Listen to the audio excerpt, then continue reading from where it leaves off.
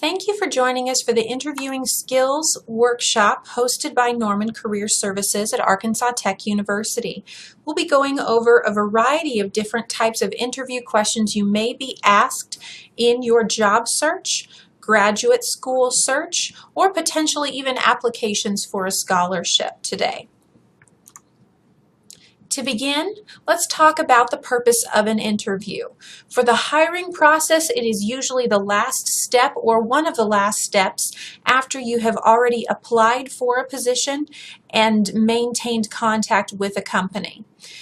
Keep in mind that an interview is a two-way street, and by that we mean that while there's a lot of pressure on the person being interviewed to try and put their best foot forward, that person does also have the power to say yes or no to a job. And so it is your responsibility in an interview to decide whether you feel comfortable accepting a position based on the interactions you've had with the employer during the interview.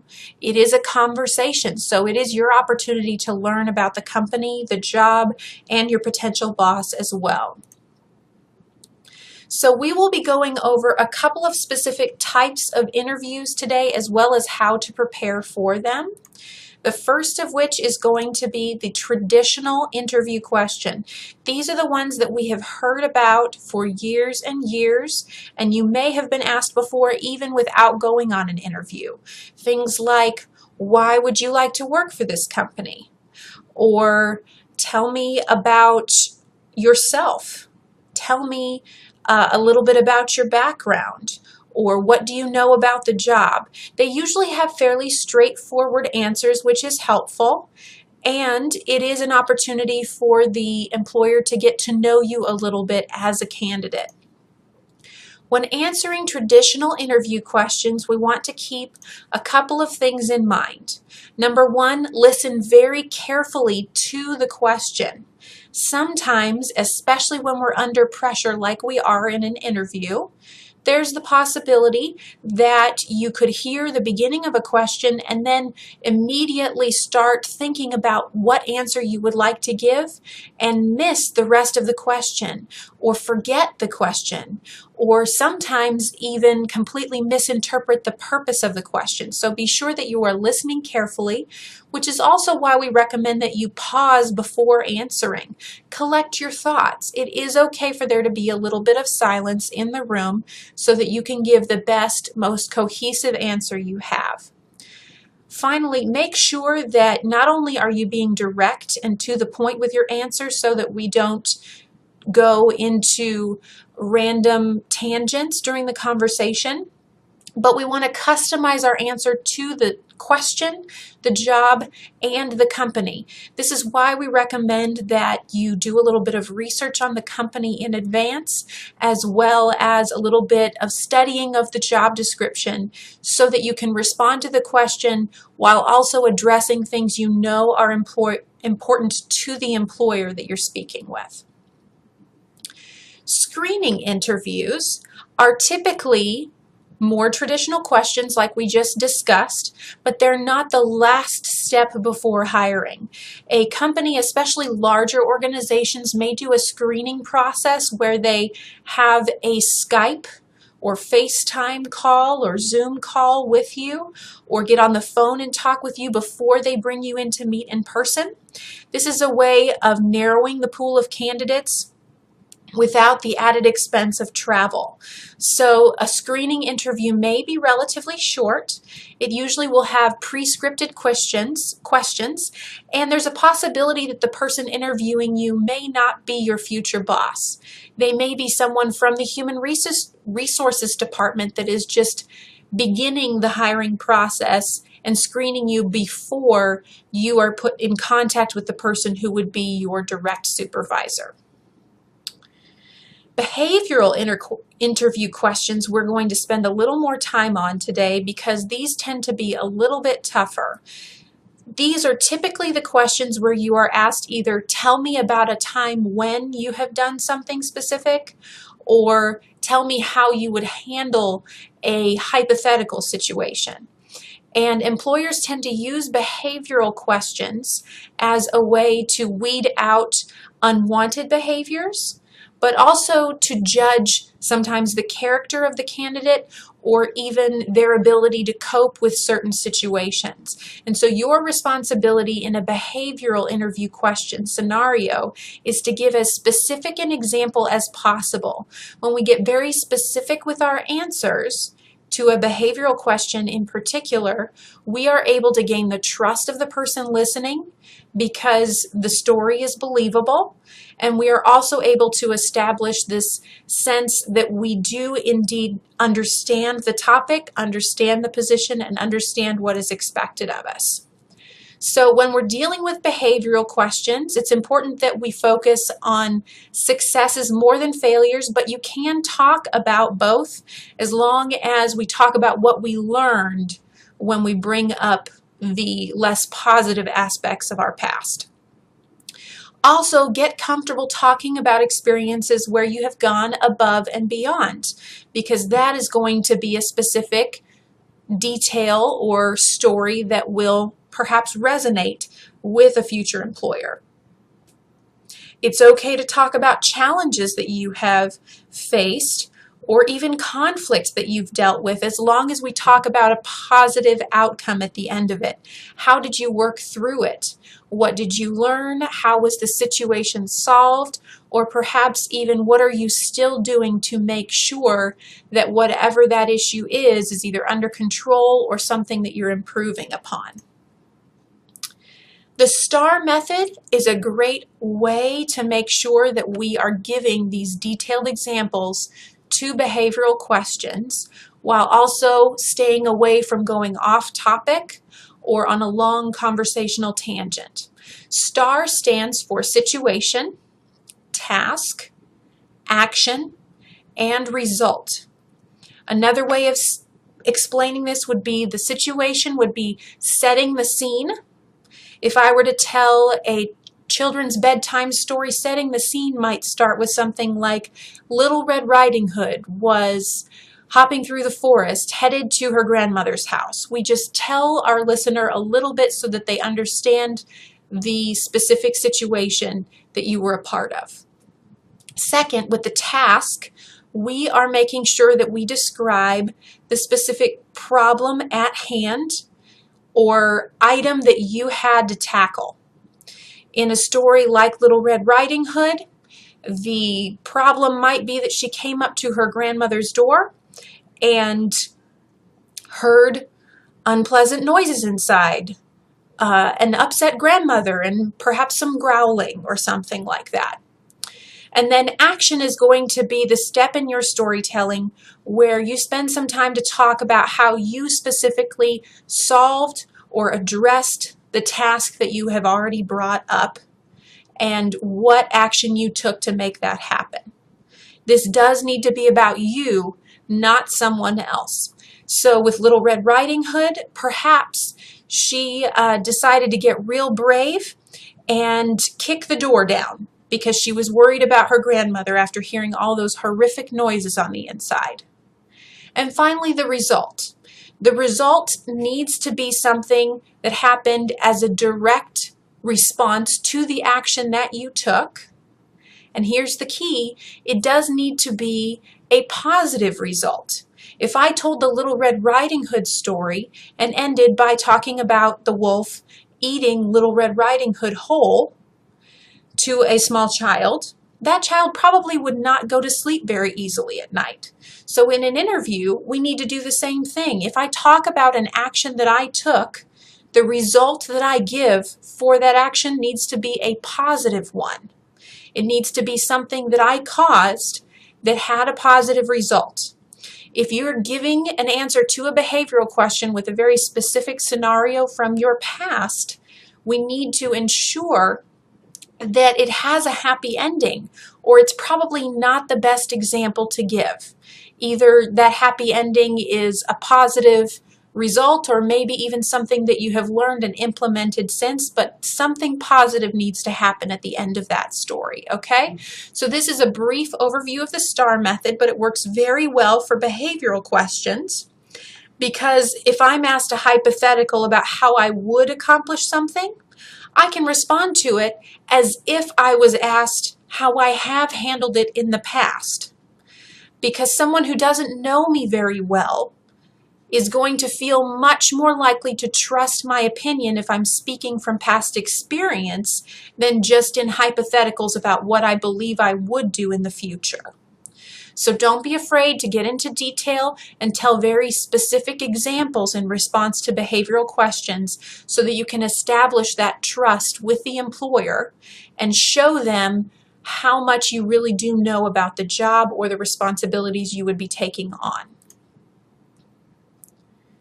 Group interviews may contain some of the questions that we've gone over already, the traditional or the behavioral questions, but the difference with a group interview is that you may be compared to other candidates.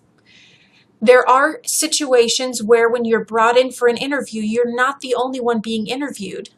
And you may even be in a conversation with an employer while other candidates are in the room being asked the same questions. And this can be rather difficult and distracting. So the important thing to keep in mind here is that a group interview is still your one opportunity. If an employer asks the entire room of candidates a question, and you have an opportunity to respond to that question, don't worry about coming up with a creative and outlandish response that's entirely different from everyone else's. Focus on the question asked, come up with the answer that you want to give, and just make sure that you're not saying the same thing word for word as the people around you. It's okay if you have the same opinion as the person sitting next to you. What's going to make your answer stand out again is those specific details like we just discussed for behavioral questions. You could have the exact same outlook on a situation as the person sitting next to you in a group interview, but if you take the time to speak about your own personal experience and how it applies to that situation, you will stand out compared to others. In the on-campus workshop, we typically show a short video about a group interview going awry, and I will put that hyperlink at the bottom of the notes on YouTube if you'd like to watch that. This is a compilation of clips from the movie Step Brothers, which shows two brothers in an interview together and how sometimes playing off of each other can be a little bit of a downfall in an interview. Finally, there's always the option of being asked odd or weird questions. And here's another video that we play when we're on campus. I will put the hyperlink to this video in the notes on YouTube if you would like to watch it.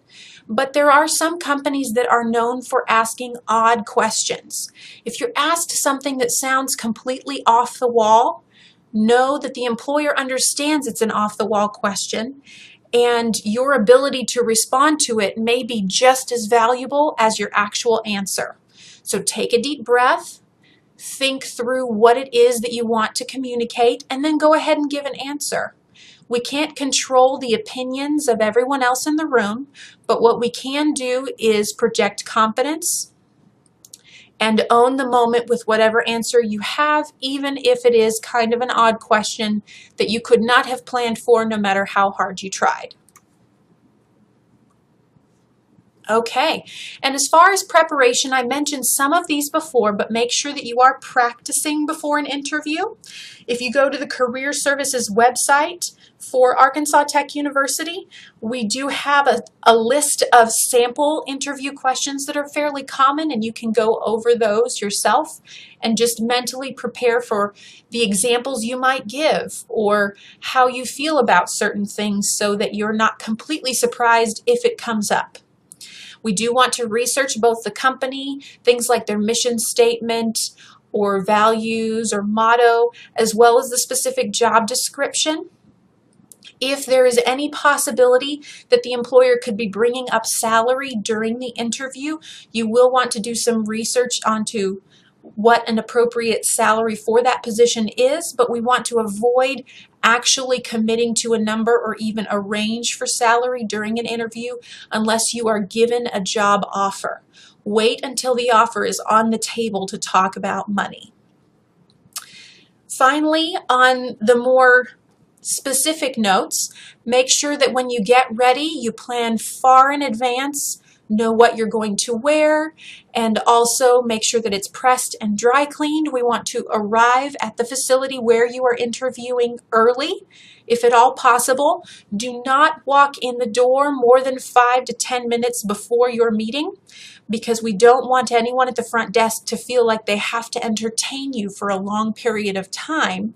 But it is okay to arrive earlier than that. You just stay in the parking lot, take a couple of deep breaths, and gain your composure in the car, perhaps. It is important that you stay calm and relaxed, because that is when your brain is going to be at its finest and be able to come up with the best answers so that you can show exactly what it is that you do know. We do have a whole workshop recording specifically for first impressions in attire, so I won't go into that in detail today, but make sure that you are giving that interviewer a firm handshake, that you are confident and polite and professional, and also that you are honest. We don't need to be completely fake to have a professional first impression. And briefly, with your appearance, make sure that nothing you're wearing is more distracting than it needs to be. If you're looking in the mirror and your eyes are more attracted to your outfit than your face, then we may need to calm it down a little bit.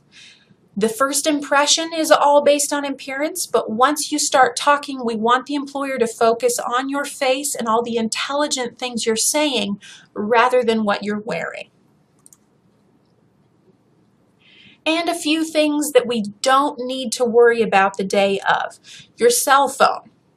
If you choose to bring it with you, turn it all the way off so there is not even a risk of a buzz in your pocket. Any gum, tobacco products, or other things that would go in your mouth need to leave your mouth before you walk in the building, and preferably long before that, especially if there is a smell attached to them. Facial piercings, especially in more formal environments, do need to be removed. And if you have folks that would typically come with you, or even a chaperone that would need to drive you because you don't have your own car, make sure that those people do not enter the building with you. This is an interview for you to take a position, not others. So family or friends either need to stay at home or stay outside the building and drop you off if that's your only option. After the interview, you will be given the opportunity to ask questions back. Make sure, if you cannot come up with any other questions to ask, that you at least ask about the timeline. When are they looking to hire someone? When would this person start? Or perhaps even when would it be appropriate for you to check in with them again, so that you feel like you are not in the dark after you leave the room. It is okay to express excitement about wanting a particular position. We don't need to hammer it home over and over again, but expressing excitement or investment in the company or the position, especially at the end of the interview, is a good thing. And finally, we do want to make sure that you're following up with a thank you note. It can be handwritten or email or both. But whatever thank you you send needs to be sent within 24 hours. If it's an email, I would recommend that you send it the same day before the end of business hours, so that the person you spoke with has you immediately on their mind and have not moved on to other subjects too much yet. And with snail mail, if you mail a handwritten note, it could take several days to get there. So it should be mailed within 24 hours, or we're taking the risk that you are also drifting from their immediate memory. Okay, so we've gone over a lot of this already, but take a quick glance again. Make sure that we are asking any questions we can. Smile and make a positive, professional, and put together first impression. And do enough research that you can have a very well thought out, educated discussion about the position itself. We do not want to bring up anything in the interview that reflects personal issues or concerns that have nothing to do with the job. An employer is not legally allowed to ask you anything about your age, your family circumstances, or your background outside of your work history. So sharing information about your pets or your children, or if you're attached to a significant other, that information can stay outside of the conversation. Norman Career Services is available to help you if you need help with anything, and you do also have a CareerLink account through your OneTech portal if you're a student under the Student tab. And if you're an alum, you can follow the instructions under Students and Alumni on the Career Services page to either create or log into your old CareerLink account from when you were a student as well. If you do have additional questions, Norman Career Services is open Monday through Friday on the Arkansas Tech University campus, and they have options for distance as well. If you would like to set up an appointment via phone or Skype, that's an option, and they'd be happy to help you in any way they can. If you do have an interview coming up, you can schedule an appointment either in person or over the phone or webcam to practice before that interview. And this is the contact information for the Career Services office if you would like to schedule an appointment with a Career Services staff member. You may call this main number,